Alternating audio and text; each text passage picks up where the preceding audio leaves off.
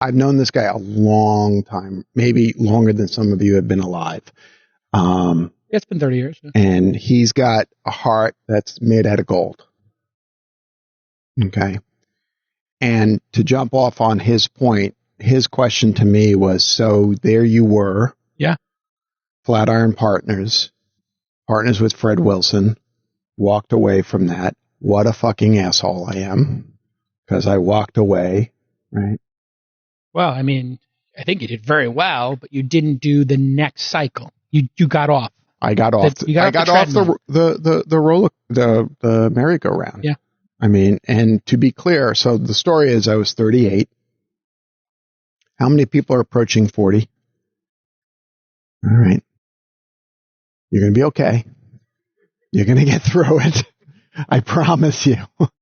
I'm the old man. I'm the other side of the room. You're going to be fine. You're going to be fine. I was 38. And then, at that point, I was, I often tell this story by citing New York Magazine, which called Fred and I the princes of New York. But now I'm going to change that story. I was the Jason Calacanis of my day. No, you guys were a big deal. We were hot. Definitely. And it seemed like everything that we touched turned to gold. And it was not far from the truth. You had a string of close to a dozen investments that became unicorns, and you did it out of New York, a place where people laughed at that nobody would ever be able to do it from there. Yep. And you guys did it over and over and over again. Right. And the more successful I got, the more miserable I became. There it is. Because one of the things that can happen is that you start to play for the audience. You start to get accolades and affirmation for how well you're doing. Hey, you're doing a great job. Fantastic. Keep doing what you're doing. But I don't like to do it, but keep doing it. Right? And as my 30s ticked on, I got to be around 38. And there's a seminal moment which I'll speak to now, and I detail all this more in my first book, Reboot, than in the new book, Reunion, in which I was, a big ass VC. I had a portfolio company in San Francisco, and I had to get on a plane and fly across the country and fire the CEO, and then get on a plane and fly all the way back, because that's what you were expected to do. And I got into the house after this incredibly exhausting day, and my then daughter, Emma, my daughter Emma, who was then 3 years old, she's now 31 and engaged to be married. Yay!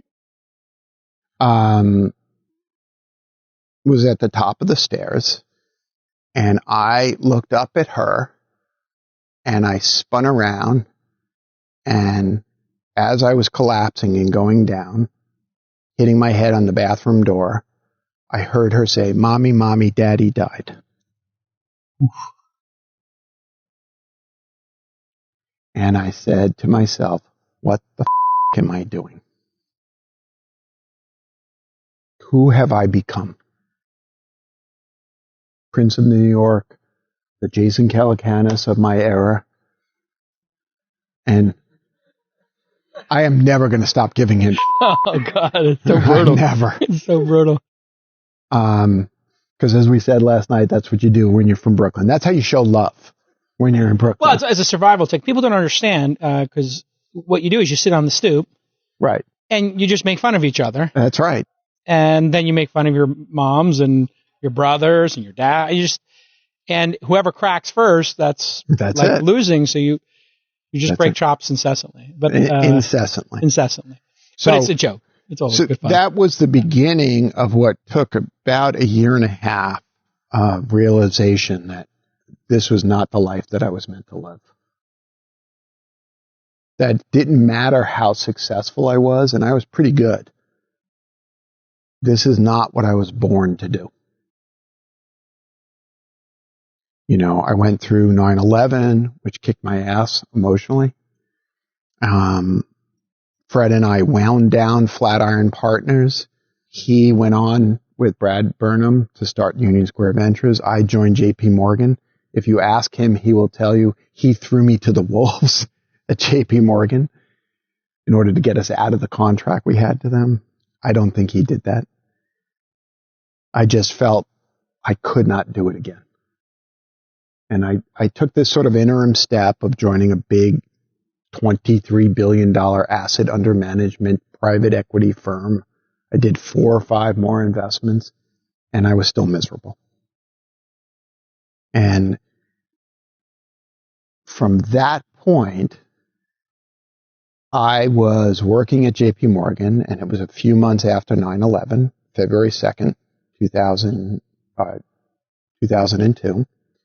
And I was down at Ground Zero, which is what we called the pit, the place that was left over, when my old feelings of suicidal ideation came back. And to be clear, I had spent much of my childhood in depression. So when this came back, it came back with a vengeance.